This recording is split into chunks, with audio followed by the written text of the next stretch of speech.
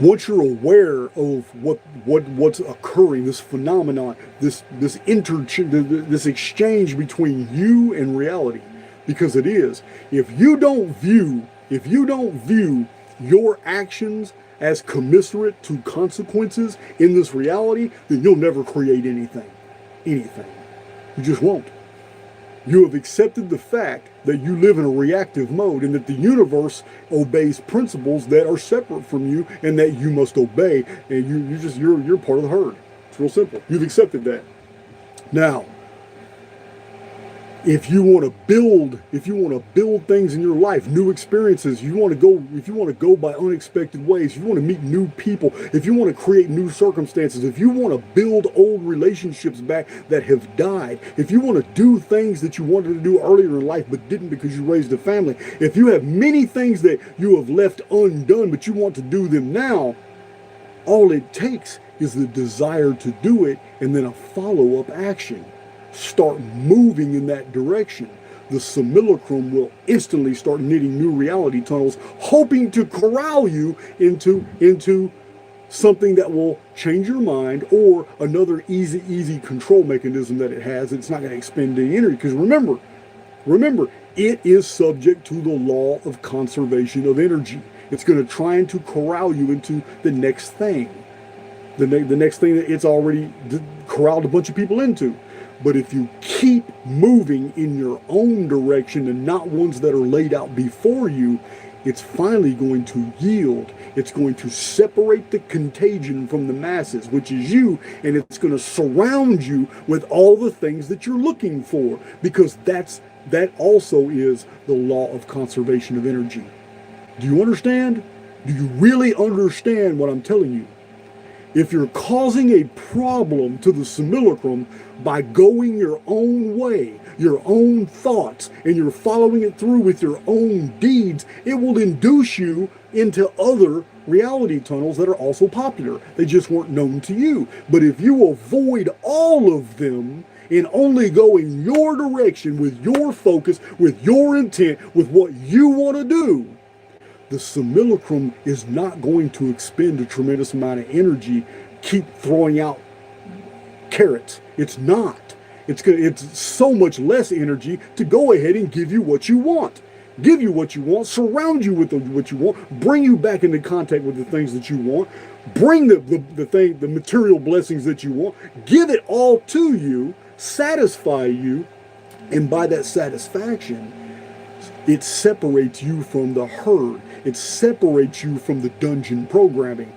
Because to continue to fight you and to fight all the other people like Jason that live that type of lifestyle also is too much. It doesn't have unlimited resources. That's why it creates dungeon programming. It's why it creates culture. It's why it creates nationalism. It's why it creates societies. It's to pigeonhole people in the collective so they will all do the same thing every day, every night, believe the same thing every day, every night, and as long as they are predictable, the simulacrum's not expending much energy. Becoming unpredictable expends a tremendous amount of energy, and if a whole bunch of people are doing it, then there's a problem. We're heading towards systemic collapse of the simulacrum itself. That is called an awakening event. So, are we going through a mass awakening? No. A lot of people think we are. A lot of people think it's a mass awakening. You know what?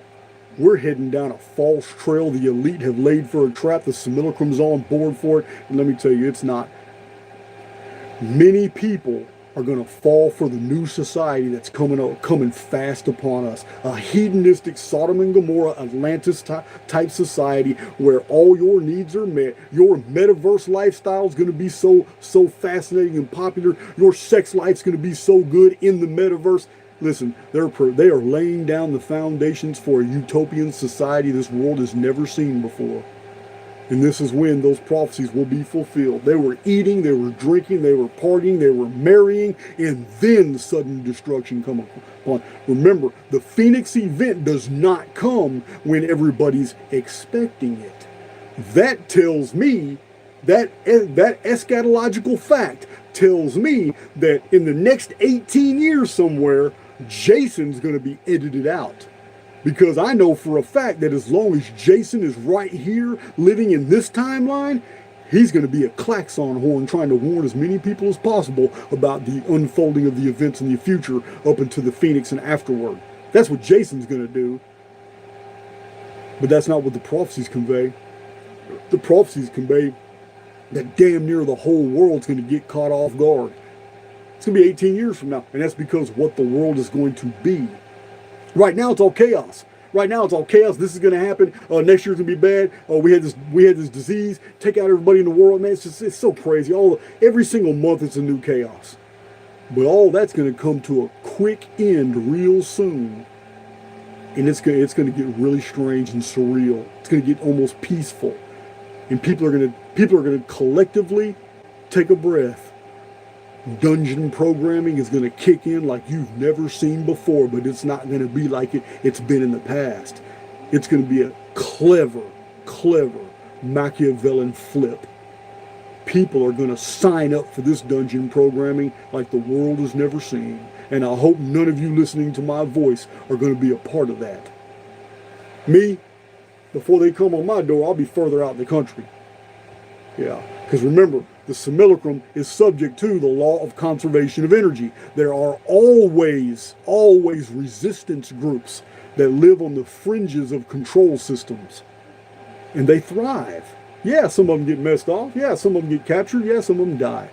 But this is all. Remember, life is a stage.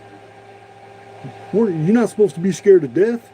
Death isn't anything but an exit from this holography. You're coming right back in it. You don't know what you're going to be next, female or male. So, that's dungeon programming, my friends. Dungeon programming is herd mentality. It is a life of stasis. And it is exactly what the Simulacrum wants humanity to be. Because it's easily controlled and it doesn't take a lot of energy, it doesn't expend a lot of energy. Because the Simulacrum apparently doesn't have an unlimited power source. So if you are going to break free, it's going to let you, but you have to prove it first. You can't just come up with an idea and say, you know what, man, I'm tired of this. I'm tired of being a ditch digger all my life. I think I'm going to be a barber. I want to be a barber. But you never learn to cut hair. You never take the action of going to cut hair. It's just something you want and you feel, and you're in charge that informed field with so much emotion, but you don't really act on it. But it goes on over and over and over and over and over. You know what's going to end up happening?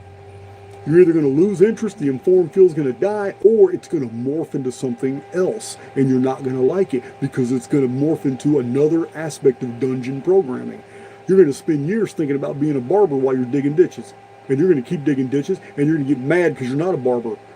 The Simulacrum is going to realize what the source of the anger is. It's going to realize, oh, okay, I got a ditch digger here, and he doesn't want to dig ditches. And he wants to do something else, but I keep seeing that he's very interested in barber chairs. He's very interested in haircuts. So the Simulacrum on its own is going to lead you through a reality tunnel that obeys the law of conservation of energy. And suddenly you get accused for a crime you didn't even commit. You go to prison. 2 years later, you're the head barber on a prison doing a 27-year sentence. That's what you're doing. And you did it to yourself. Don't create informed fields that you don't want to follow through. And especially give hints out to the Simulacrum about what you really want. Because it may give it to you in a way that you don't want to receive it. So that's also a danger. Dungeon programming is real. And the law of conservation of energy as applied to the Simulacrum itself is real. You've got to use those, weaponize those for your advantage. This is how Jason lives his life. This is how I accomplish great things. This is how I get all kinds of things done. I have no budget. I have no bank account that I can rely on to pool funds to do all these things. I don't. what I do is I just do them. And next thing I know, man, I got money. Somebody answers a bid, overpays me what it's worth, and I pay my 2 employees, and I have all this extra money left over. And for 3 weeks, I can release videos and I can do all kinds of things. Or somebody like the other day sends me $1,000 out of appreciation, and it lets me sit here and do videos for 3, 5, 6 days and get a whole lot of flash drives mailed out and be able to do upgrades on my property and be able to pay for this damage that was done to my van. I don't worry about things. I build informed fields and then I act on them because I'm not subject to dungeon programming. Just not.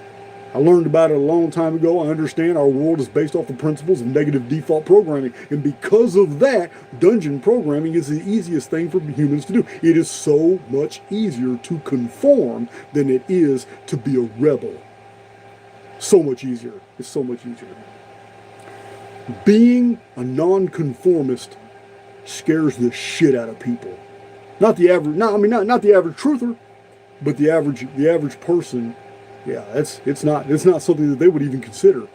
But it's the very act of our existence of being a nonconformist is how we build new worlds for ourselves.